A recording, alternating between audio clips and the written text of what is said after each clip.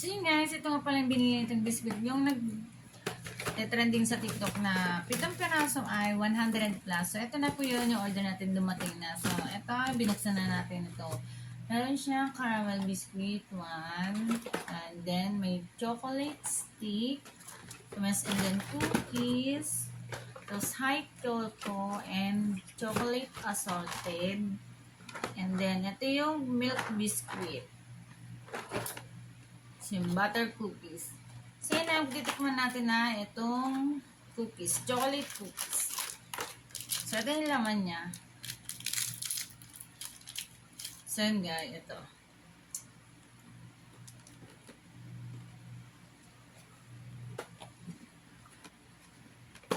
Yun, masarap na. Kaya, try nyo din bumili. So, medyo malalaki naman siya. Yan.